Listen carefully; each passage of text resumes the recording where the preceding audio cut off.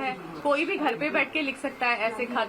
अगर उस खत पे किसी का नाम नहीं है और अगर उसमें कोई भी किसी का क्लेम नहीं है, किसी इंसान का जिसने वो खत लिखा है, सामने आए और बेधड़क तरीके से कंप्लेंट करे और फिर चाहिए तो इसकी जांच हो। लेकिन अगर बेबुनियाद कोई अगर लेटर कुछ लिखता है तो उसमें कोई मतलब नहीं है। ये सब झूठे सारे दस्तावेज है, इसका कोई महत्व नहीं है। एक आरोप उन्होंने भी लगाया कि फोन टेपिंग करा रहे थे समीर वानखेड़े, जो कि एक व्यक्ति मुंबई का है, एक व्यक्ति थाने का है। इन दो प्राइवेट लोगों के जरिए फोन टेपिंग कराया जा रहा था। जो केसेस उन्होंने किया, खुद ड्रग्स कैरी करते थे, लोगों को फंसाने का काम करते थे। इस तरह का एक मैनिपुलेटेड केस बनाया जाता था, ऐसा उनका कहना है। नहीं, मुझे ऐसा लगता है ये सारे झूठे सारे फॉल्स क्लेम्स हैं, क्योंकि अगर इसके ऊपर उनके पास कोई भी प्रूफ होगा तो आई एम श्योर वो कोर्ट में पेश करेंगे और इसके ऊपर तभी न्याय हो पाएगा। हम ऐसे ट्विटरबाजी करके कुछ नहीं पा सकते, बिकॉज ट्विटर पे कोई भी कुछ भी उठ के लिख सकता है। मैं भी कुछ भी लिखूं किसके बारे में, लेकिन ये सच नहीं हो जाता। मैम, एक इल्जाम ये भी है कि समीर वानखेड़े ने 2007 में यूपीएससी के एग्जाम को लेकर एक फेक सर्टिफिकेट बनवाया था, कास्ट सर्टिफिकेट, और उसके आधार पर उन्होंने एग्जाम दी थी और नौकरी पाई है। इस पर आपका क्या कहना है मैम? और ये भी कह रहे हैं कि एक दलित का हक मारा गया। मुझे ऐसा लगता है कि उनके पूरे गांव का आप सर्टिफिकेट देख लीजिए, पूरे उनके वानखेड़े परिवार का आप सर्टिफिकेट देख लीजिए, और जो डैडी ने भी दिखाए थे कल और प्रूफ भी किया है कि उनकी कास्ट ओरिजिनल है। और एक इंसान सर्टिफिकेट बना सकता है ना, पूरा गांव थोड़ी ना बना लेगा सर्टिफिकेट। सो मुझे ऐसा लगता है थोड़ा रिसर्च उसमें तो उनका थोड़ा कम पड़ गया, जरा ज्यादा बेटर प्रिपेयर हो गया। नवाब मलिक का ये भी इल्जाम है कि उनका ऑनलाइन सर्टिफिकेट, सबके बर्थ सर्टिफिकेट अवेलेबल होते हैं इंटरनेट पर, उनका ऑनलाइन सर्टिफिकेट नहीं मिल रहा है। ऐसा क्यों? उनका बर्थ सर्टिफिकेट कहाँ पर है समीर वानखेड़े? तो इनकी रिसर्च टीम फैंटास्टिक रिसर्च करके वो जब लिखते हैं तो उन्होंने और फैंटास्टिक रिसर्च करके वो फाइंड आउट करना चाहिए कि उनका ऑनलाइन सर्टिफिकेट। हमने तो पेश किया ना ऑनलाइन सर्टिफिकेट, उनका जो भी रियल बर्थ सर्टिफिकेट है मेरे फादर इन लॉ दिखा चुके हैं। तो इससे ज्यादा और हम बार बार क्या प्रूफ करते रहे? बार बार कितनी बार हम लोग चिल्ला के बोले, इतना नहीं बोल सकते। और शायद आज मैं लास्ट टाइम प्रेस से बात करी, शायद मैं कल से प्रेस से भी बात नहीं करूंगी, क्योंकि हम तंग आ चुके हैं, हम लोग तंग आ चुके हैं रोज रोज एक प्रूफ देते हुए, जबकि मेरा पति झूठा नहीं है। तो क्यों हम लोग सहन करें? We are not going to take this.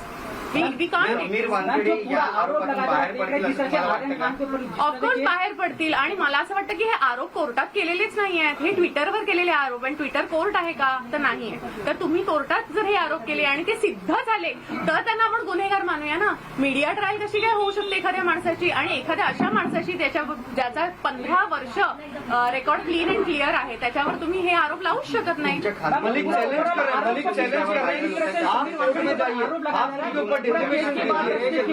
Malik challenge कर रहे हैं कि आप कोर्ट में जाइए, आप डिफेमेशन कीजिए, अगर उनके खुलासे को लेकर किसी तरह की कोई आपत्ति है तो। हम लोग क्यों जाए कोर्ट में? हम लोग क्यों जाए? आरोप तो वो लगा रहे हैं ना, आरोप वो लगा रहे हैं, तो उनको जाना चाहिए कोर्ट में। और हमारे पास इतने पैसे नहीं है, हमारे पास ऐसे करोड़ों की जायदाद नहीं है, और हम बहुत सिंपल लोग हैं, और कोर्ट में जाने के लिए भी आपको कुछ पैसे लगते हैं। तो अगर हमारे नाक के ऊपर पानी चला गया तो हम डेफिनेटली जाएंगे, लेकिन जब तक हम लोग ऐसे ही लड़ पा रहे, जब तक जनता के सपोर्ट से लड़ पा रहे हैं, तब तक लड़ेंगे, और अगर जरूरत पड़ी तो हम डेफिनेटली जाएंगे। लेकिन ये चैलेंज करके कुछ नहीं होता है, क्योंकि उनके पास बहुत पैसा है, शायद हमारे पास क्यों लगा रहे थे? क्या लगता है आपको, क्या वजह आरोप लगाने का? नहीं, मैं उनसे सिर्फ इतना कहना चाहती हूँ कि आपको हम शुभकामनाएं देते हैं, और आपका घर अच्छा रहे, आप सुखी रहे, और हमारे दिल से आपको सिर्फ पॉजिटिविटी है। मुझे एक बात बहुत बड़ी है कि नवाब मलिक अब तक तमाम आरोप लगा रहे थे, लेकिन किरण गोसावी जो कि विटनेस है आर्यन खान के मामले में, विवादित जो फरार चल रहे हैं, उनकी जो बॉडीगार्ड है प्रभाकर सैल, उन्होंने एक बहुत बड़ा इल्जाम लगाया कि 25 करोड़ की डील होने वाली थी, और उन्होंने खुद अपने कानों से सुना है कि 8 करोड़ उसमें से समीर वानखेड़े को मिलने वाले थे। ये बहुत बड़ा इल्जाम लगाया है, और क्या कहेंगी इस पे आप? इसकी कोई भी एविडेंस उन्होंने अभी तक पेश नहीं की है, और ये दलीलें और जो भी उन्होंने कहा है सब प्रेस के सामने कहा है। यही चीज वो जब कोर्ट में कहेंगे शायद, और उसके ऊपर वो प्रूफ्स देंगे, तभी ये चीज प्रूव होगी। तो हियर एंड से हम लोग जजमेंट नहीं लगा सकते, क्योंकि माननीय कोर्ट सबसे ज्यादा बड़ा है और सबसे ऊपर है, हम लोग तो फिर भी इंसान है नॉर्मल। आपको क्या लगता है क्यों टारगेट किया जा रहा है समीर वानखेड़े को? आपको क्या लगता है कि क्या वजह है?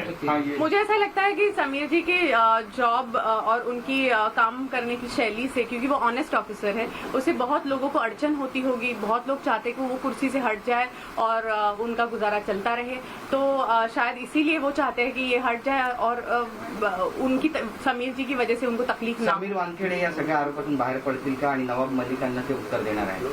समीर वानखेडे नक्कीच ह्या सगळ्यातनं बाहेर पडतील आणि 100% पडणारच, कारण की जिंकतं तर सत्याचाच विजय होतो शेवटी.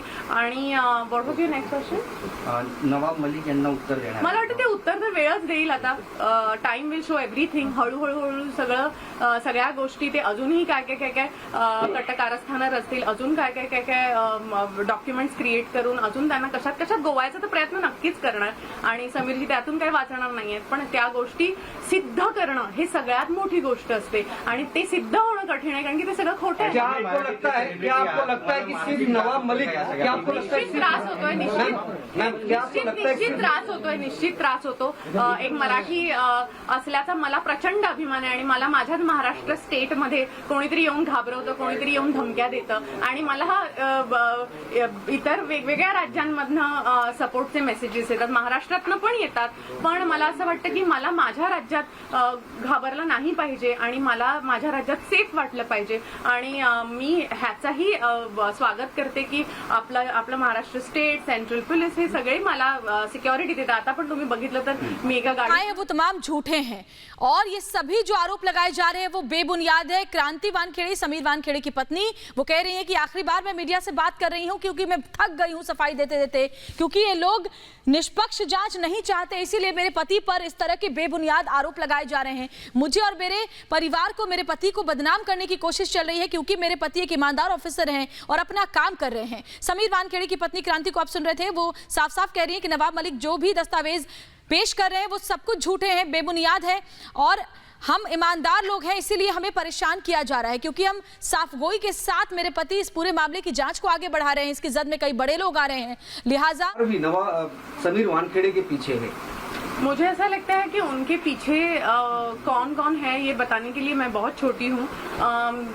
उनके अगेंस्ट यस डेफिनेटली एक पूरी यंत्रणा काम कर रही है, पर आई एम श्योर कि हमारी महाराष्ट्र सरकार इतनी समझदार है और इतनी कोऑपरेटिव है कि वो जरूर जीत सच्चाई की ही करेंगे और वो जरूर समीर जी के साथ खड़े होंगे जब उनको सच्चाई का पता चलेगा. एक बार ये इल्जाम लग रहा है कि समीर वानखेड़े जो है वो बीजेपी की कठपुतली है, केंद्र सरकार जो है महाराष्ट्र सरकार को गिराना चाहती है और समीर वानखेड़े जो है बीजेपी के फेवर में काम कर रहे हैं. और ऐसा कोई इल्जाम है नहीं बहुत बड़ा बॉलीवुड के कलाकारों पर और जानबूझ के उन्हें शिकार बनाया जा रहा है ताकि महाराष्ट्र सरकार को बदनाम किया जाए. ये बहुत बड़ा इल्जाम है. मुझे ऐसा लगता है समीर जी सिर्फ कलाकारों को नहीं पकड़ते हैं, अगर वो 100% में से 3% या 2% कलाकार होंगे, लेकिन बाकी के तो सब रियल ड्रग रिलेटेड डॉन्स है या पेडलर्स है, ऐसे लोगों को ही पकड़ते हैं वो.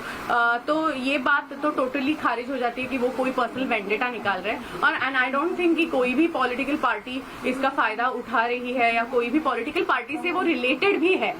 वो बहुत सेंट्रल गवर्नमेंट से बिलोंग करते हैं और न्यूट्रली काम करने में बिलीव करते हैं. तो अगर किसी को ऐसा लगता है या कोई भी पॉलिटिकल पार्टी को लग रहा है कि वो अपने फेवर में या अपने फेवर में नहीं है, तो मुझे लगता है उनको ये चीजें दिमाग से निकाल देनी चाहिए.